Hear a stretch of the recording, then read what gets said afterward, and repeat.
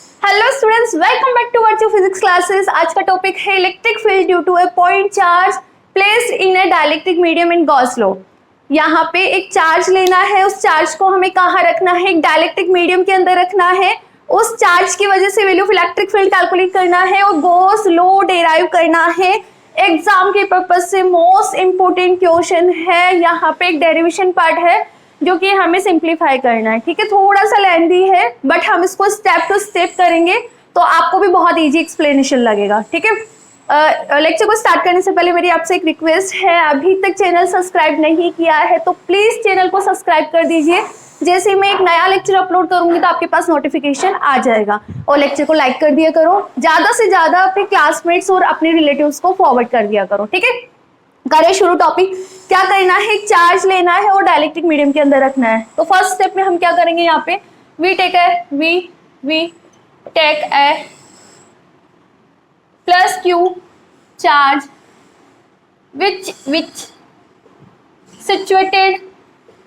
which situated in a uniform dielectric medium।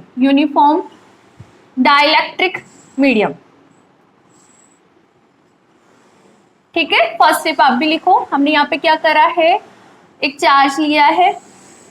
ठीक है, उस चार्ज को कहाँ रखा है? यूनिफॉर्म डाइलेक्ट्रिक मीडियम में रखा है। ठीक है,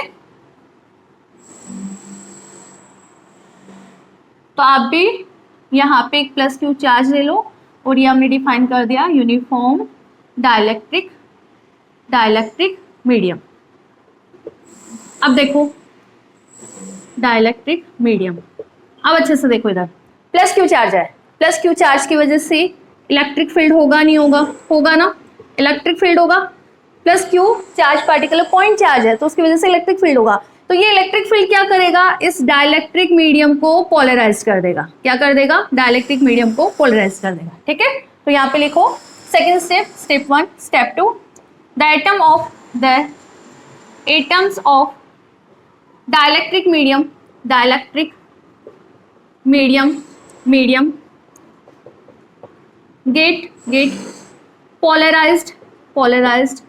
get polarized in the direction of radius। कैसे? देखो ये प्लस क्यू चार्ज लिया अपन ने, प्लस क्यू चार्ज लिया। जो डाइलेक्ट्रिक है, आप ऐसा करो इसको सर्कल ही बना लो तो ज्यादा बेटर समझ आएगा आपको। ये जो डाइलेक्ट्रिक हमने लिया है वो इस तरह से लिया है। डाइलेक्ट्रिक हमने इस तरह से लिया है जो कि यूनिफॉर्म डाइलेक्ट्रिक मीडियम है जिसके अंदर प्लस क्यू चार्ज सिचुएटेड है। प्लस क्यू की वजह से इलेक्ट्रिक फील्ड जनरेट हुआ और ये इलेक्ट्रिक फील्ड इस डाइलेक्ट्रिक मीडियम को क्या कर देगा?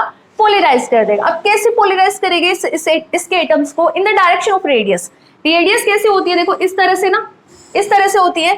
तो ये जो प्लस क्यू चार्ज है वो एटम्स को इस तरह से पोलराइज कर देगा in the direction of radius. इस तरह से जैसे जैसे मैं बता रही हूँ ना वैसे वैसे आप लिखते भी जाओ, डायग्राम भी बनाते जाओ, बहुत ब्यूटीफुली आपको समझ आएगा। ठीक है, तो इस तरह से जो एटम है डाइलेक्ट्रिक मटेरियल के वो क्या हो जाएंगे? पोलराइज्ड हो जाएंगे। ठीक है, थर्ड स्टेप देखो, स्टेप थर्ड में देखो। अब देखो प्लस क्यू की वजह से एटम्स पोलराइज हो गए। पोलराइज होंगे मतलब डाइपोल जनरेट हुआ ना, negative positive negative positive negative positive.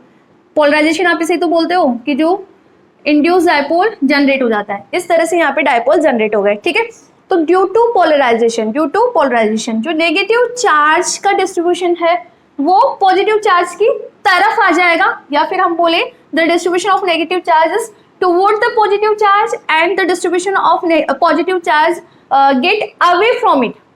Positive charge की वजह से देखो इंड्यूस डाइपोल जनरेट हुआ, मतलब पोलराइजेशन हो गया। अब प्लस क्यू है तो क्या करेगा? नेगेटिव चार्ज पार्टिकल को अपनी तरफ अट्रैक्ट करेगा। ठीक है, तो यहाँ पर किस तरह से? देखो इस तरह से डाइपोल्स बनेंगे, मतलब इस तरह से यहाँ पे नेगेटिव चार्ज और पॉजिटिव चार्ज का डिस्ट्रीब्यूशन होगा। तो आप यहाँ पे क्या बोलोगे? Due to polarization distribution of negative charge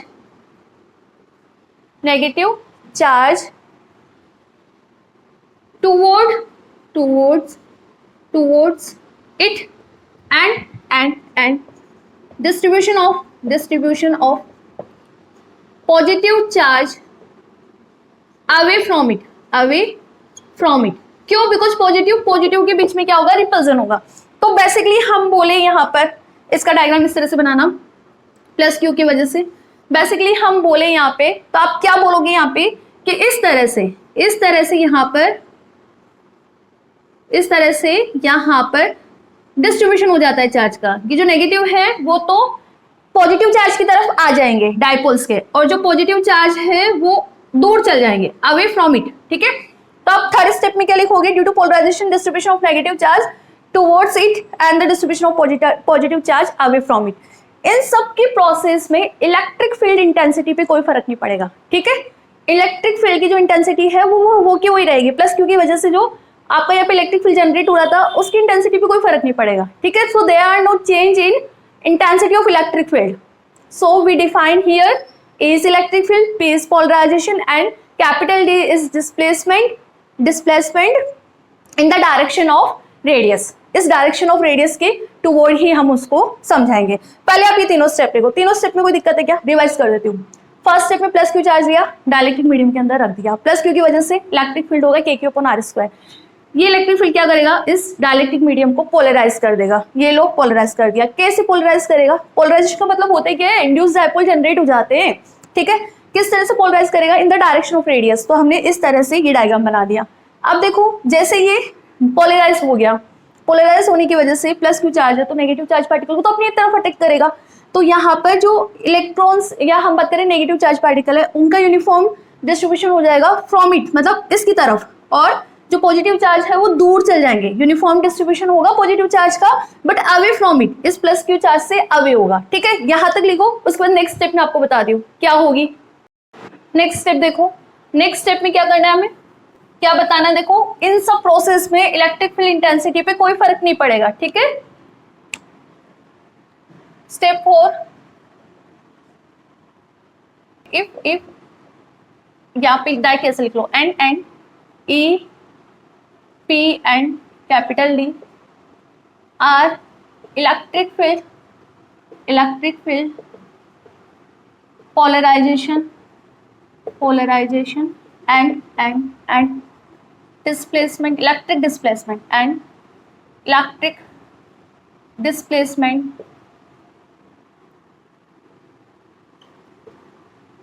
in the direction of radius. इस रेडियस की डायरेक्शन के अंदर हमने ये डिफाइन कर दिया। ठीक है, so now we drew as pair of radius R, next step में लिखना, now we draw a sphere of radius small r। ठीक है, अब देखना इस पोलराइजेशन में होता क्या है, पोलराइजेशन में होगा क्या, now we draw a sphere of radius r and we notice that the value of bound charge, the value of bound charge is always less than plus Q charge. जैसे ये polarise तो हो गया, और polarise किस तरह से हुआ है कि यहाँ पे जो ये बाउंड चार्ज हमने बताया है पोलराइजेशन की वजह से, ये तो समझ आता है ना, पोलराइजेशन की वजह से जो चार्ज होते हैं वो बाउंड ही होते हैं, फ्री नहीं होते हैं। ठीक है, तो we draw a sphere of radius r and we notice it, हमने क्या नोटिस किया है कि जो बाउंड चार्ज है उसकी value always plus Q charge से लेस देन है, कम है, is always less than plus Q charge. And negative charge and the value of negative charge inside the sphere is greater bound positive charge। यहाँ पे जो polarisation होता है वो किस तरह से होता है, दोनों ही कंडीशन को ध्यान रखना। कैसे, जैसे हमने यहाँ पे प्लस क्यू चार्ज लिया, ठीक है, आर ये इस तरह से, आर की डायरेक्शन के अंदर ही इसका पोलराइजेशन होता है। ठीक है, ये इस तरह से, तो ये हमने एक आर रेडियस का स्पेयर बना लिया, दिख रहा है ना आपको, ठीक है, यहाँ तक तो दिखता है। ठीक है, इस तरह से हमने एक स्पेयर बना दिया। ये इसके रेडियस क्या है, येलो डिफाइन कर दिया हमने स्मॉल आर, जो हम डाइलेक्ट्रिक मटेरियल लेकर चल रहे थे। तो तो प्लस क्यू की वजह से देखो माइनस चार्ज इसकी तरफ आ जाता है ना, ये तो हमें पता था, सेकेंड स्टेप में समझ आ गया था। और प्लस जो चार्ज है वो इससे आगे जाता है, ठीक है। अब इसका पोलराइजेशन किस तरह से होता है, ये जो वैल्यू ऑफ नेगेटिव चार्ज है ना, वैल्यू ऑफ नेगेटिव चार्ज वो इस स्पेयर में ज्यादा होती है compare to value of positive charge. क्यों? क्योंकि इसका पोलराइजेशन इस तरह से होता है, आप ये लिख लेना, ठीक है। लिखने के बाद ये डायग्राम बनाना, ये इस तरह से, ये इस तरह से आप इसका डायग्राम बनाओ। तो स्पेयर के अंदर की बात करें, स्पेयर के अंदर नेगेटिव चार्ज की वैल्यू क्या होगी, ज्यादा होगी, किससे compare to bound positive charge. क्या है ये, बाउंड पॉजिटिव चार्ज। इस तरह से डायग्राम बनाओ। तो ये दोनों कॉन्सेप्ट आपको ध्यान रखना है कि यदि यहाँ पे पोलराइजेशन होता है तो पोलराइजेशन कैसे होता है, कि पोलराइजेशन इस तरह से होता है कि जो बाउंड नेगेटिव चार्ज है वो इस स्पेयर में ज्यादा होगा compare to bound positive charge के। एंड द सेकेंड इज जो टोटल बाउंड चार्ज होंगे ना, यहाँ पे बाउंड चार्ज मतलब इंड्यूस की वजह से जो पॉजिटिव नेगेटिव जनरेट हुए उसे हम बाउंड चार्ज बोलते हैं, ठीक है। और ये जो बाउंड चार्जेस है इसकी वैल्यू लेस देन होगी किससे, प्लस क्यू चार्ज की वजह से, ठीक है। यहां तक लिखो, उसके बाद नेक्स्ट मैं आपको बताती हूँ नेक्स्ट 6 स्टेप में हमें यहाँ पे क्या करना है। देखो अब क्या करें, ये चीज समझ आ गई कि सरफेस पे आपके पास क्या चार्ज है, नेगेटिव चार्ज है। अब सरफेस का स्टडी कर लेते हैं, इस रेडियस की मतलब इस स्फीयर के सरफेस का स्टडी कर लेते हैं। स्टेप 6 लिखो, स्टेप 6, ठीक है। If surface charge density of this negative bound charge equal to sigma B, ठीक है, हमने डिफाइन कर दी। एंड सिग्मा बी क्या होगा यहाँ पे, charge bound is divide by area. Area क्या होगा यहाँ पे 4 पाई आर, हमने रेडियस डिफाइन किए तो आर स्क्वायर। तो यहाँ से आपने क्यू बी निकाल लिया, क्यू बी कितना आ रहा है आपके पास, sigma B multiple 4 pi are square. और सिग्मा बी को हम क्या बोलते हैं, पोलराइजेशन। लास्ट लेक्चर में हमने अच्छे से समझा हुआ है। तो क्यू बी आपके पास कितना आ रहा है 4 पाई आर स्क्वायर पी, ये वैल्यू आपके पास आ गई। This is equation number 1। ये क्या है, बाउंड चार्ज, वो भी कौन सा, नेगेटिव बाउंड चार्ज, कहाँ पे, स्पेयर की सरफेस पे, ठीक है। यहां तक क्लियर है। अब देखो अब क्या करें, एक चीज हमें समझ आ गई कि ये जो स्पेयर की सरफेस है इस पे यूनिफॉर्मली चार्ज डिस्ट्रीब्यूटेड है। कौन सा, नेगेटिव चार्ज डिस्ट्रीब्यूटेड है, ठीक है। तो हम कंसीडर कर लेते हैं this is an Gaussian surface. ये क्या है आपका, गाउशियन सरफेस है, ठीक है, जिसका पॉजिटिव चार्ज का सेंटर क्या है, प्लस क्यू है। यहां तक समझ आ गया, ठीक है। और इसकी वजह से इलेक्ट्रिक फील्ड की डायरेक्शन ये रही और यहाँ पे डायरेक्शन हमने दोनों डिफाइन कर दी, ठीक है। अब हम लगा दें यहाँ पे गाउशियन सरफेस का फंडा। It Gaussian surface charge is uniformly distributed. It Gaussian surface charge is uniformly distributed, ठीक है। चार्ज इज यूनिफॉर्मली डिस्ट्रीब्यूटेड, ठीक है, एट द सरफेस। ये भी लिखूं, एट द सरफेस, ठीक है। सो इंटेंसिटी ऑफ इलेक्ट्रिक फील्ड, वो क्या होगी आपके पास, E इक्वल टू के, कैपिटल क्यू बता रही हूँ मैं, इस सरफेस पे जो चार्ज है वो कैपिटल क्यू बता रही हूँ, is divide by R square और आर के। This is equation number 2। अब बात ये आती है कि यहाँ पे कैपिटल क्यू होगा क्या, यहाँ पे कैपिटल क्यू होगा क्या, हियर जब कैपिटल क्यू है वो क्या बताओगे, जो प्लस क्यू चार्ज है वो तो ऑलवेज ग्रेटर देन है बाउंड चार्ज से, यही पोलराइजेशन की कंडीशन थी ना। तो आप यहाँ पे क्या लिखोगे, प्लस क्यू माइनस, उसमें से क्या कर दूं मैं, बाउंड चार्जेस को माइनस कर दूं, क्यू बी को मैं माइनस कर दूं, ठीक है।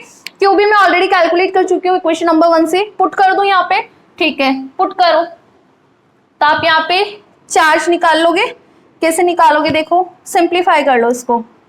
यहाँ पर आपके पास क्यू की वैल्यू कितनी आ रही है, क्यू माइनस क्यू भी ये रहा जो हमने कैलकुलेट करा है 4 पाई आर स्क्वायर पी, ठीक है।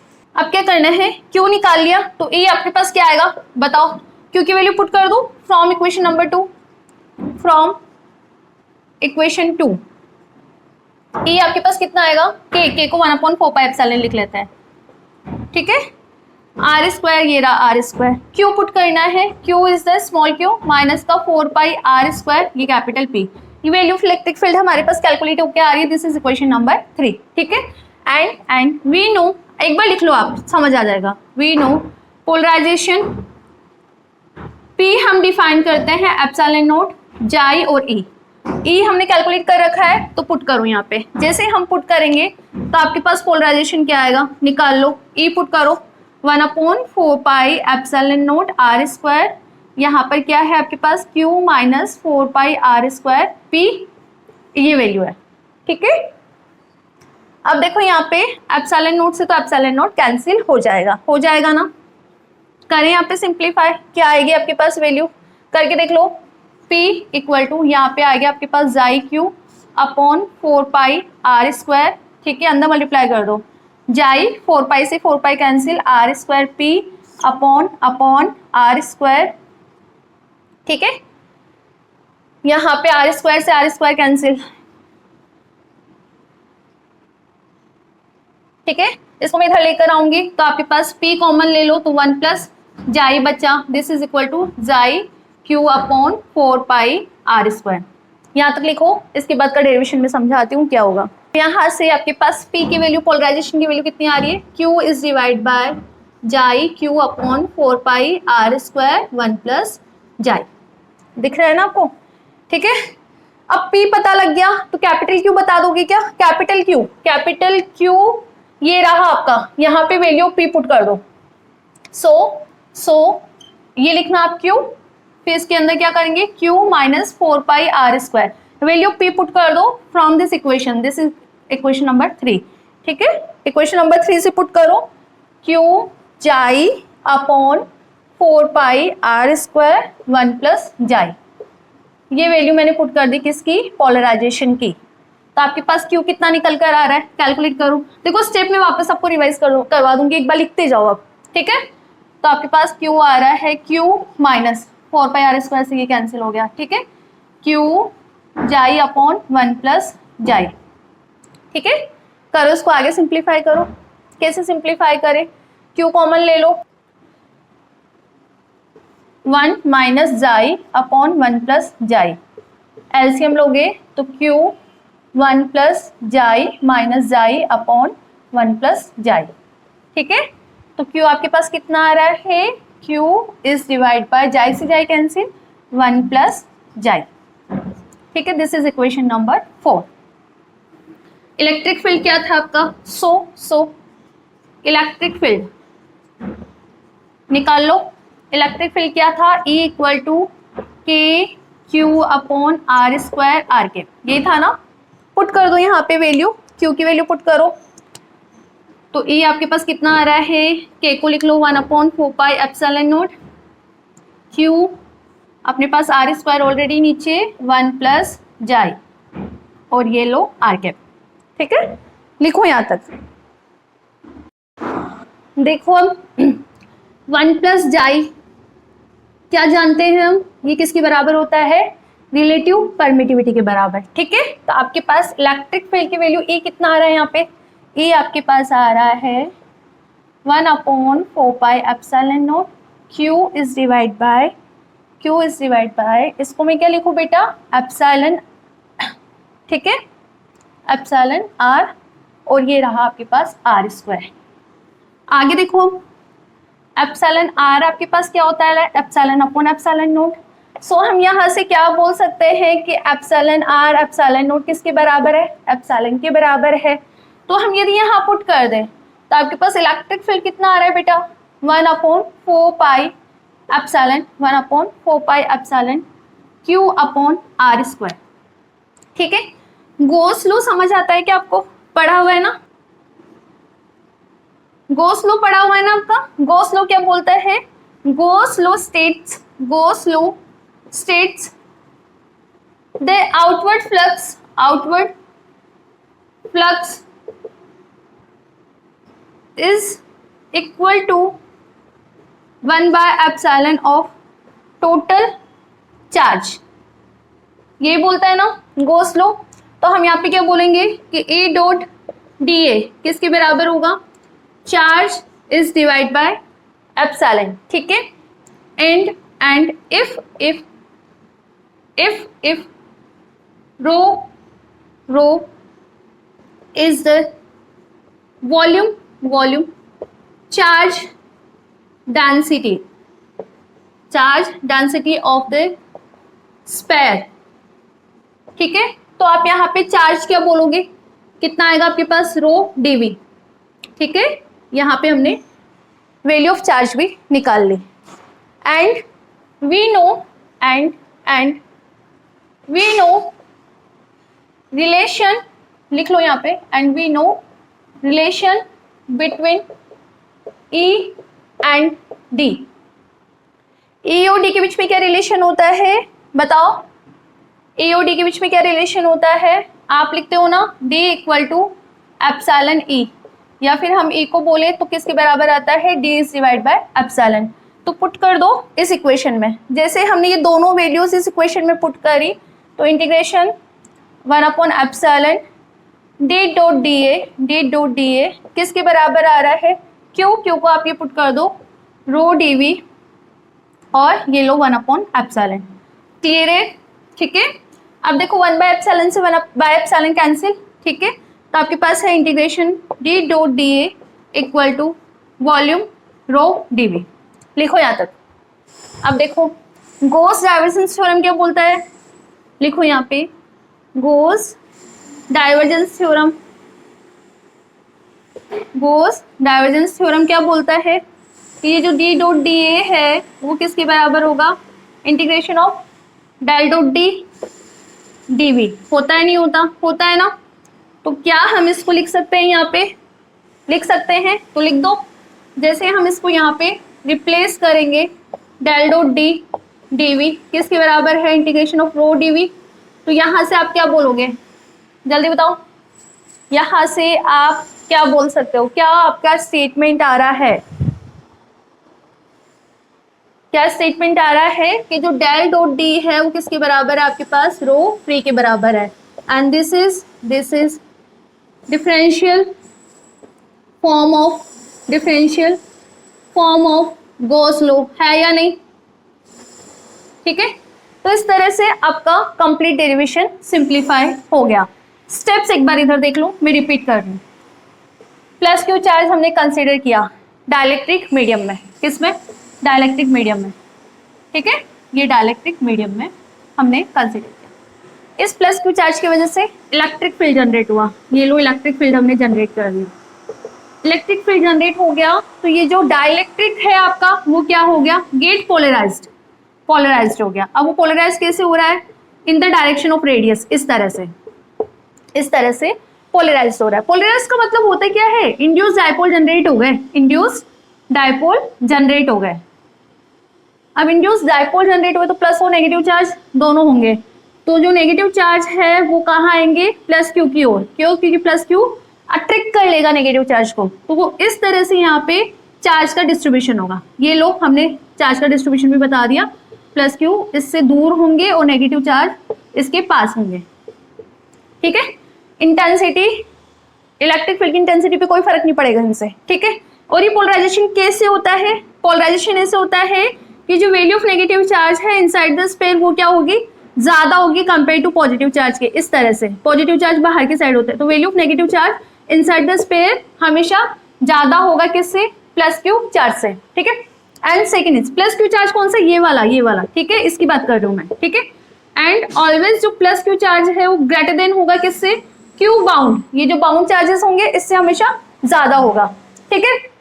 अब देखो ये जो नेगेटिव चार्ज है वो इस ये क्या बोलते हैं सरफेस पे यूनिफॉर्मली डिस्ट्रीब्यूटेड है, तो हमने इसको गॉसियन सरफेस मान लिया, गॉसियन सरफेस मान लिया और बता दिया कि जो टोटल चार्ज है वो सेंटर में कॉन्सेंट्रेट है, तो वहां पे के क्यू अपॉन आर स्क्वायर हमने बता दी वैल्यू ऑफ इलेक्ट्रिक फील्ड। क्यों नहीं पता था, कैलकुलेट कर लिया कि प्लस क्यू ज्यादा है तो उसमें से बाउंड चार्ज को हमने माइनस कर दिया। ये नहीं पता, कैसे नहीं पता, ये भी पता है हमें कि sigma B multiple 4 pi are square, ठीक है। ये मैंने यहाँ पे पुट किया तो क्यू पता लग गया, क्यू यहाँ पे पुट किया तो हमने यहाँ से वैल्यू पोलराइजेशन निकाल ली, तो वैल्यू पोलराइजेशन जैसे हमने निकाली तो क्यू निकल कर आ गया, ठीक है। यहाँ पे सिग्मा बी को पी पुट कर सकते हैं ना, ठीक है। यहाँ पे पी की वैल्यू पुट करी तो क्यू निकल कर आ गया, क्यू निकल कर आ गया तो आपके पास वैल्यू ऑफ इलेक्ट्रिक फील्ड निकल कर आ गई। फ्लक्स की डेफिनेशन लगाकर थोड़ा सा मॉडिफाई किया तो हमारे पास ये स्टेटमेंट आ गया। ये क्या है? Differential form of Gauss law. ठीक है, तो इस तरह से प्लस क्यू चार्ज को डाइलेक्ट्रिक मीडियम में रखते हैं तो वैल्यू ऑफ इलेक्ट्रिक फील्ड हमने कैलकुलेट कर ली और यहाँ से गॉस लॉ का डिफरेंशियल फॉर्म भी निकल कर आ गया। मोस्ट इंपोर्टेंट क्वेश्चन है, मैं रिपीट कर रही हूँ, एग्जाम में मेनी ऑफ टाइम आता है, एक बार अच्छे से लिख लो और एक दो बार इसको इन स्टेप्स को वापस लर्न कर लो तो आपको कंप्लीट डेरिवेशन याद हो जाएगा। Thank you.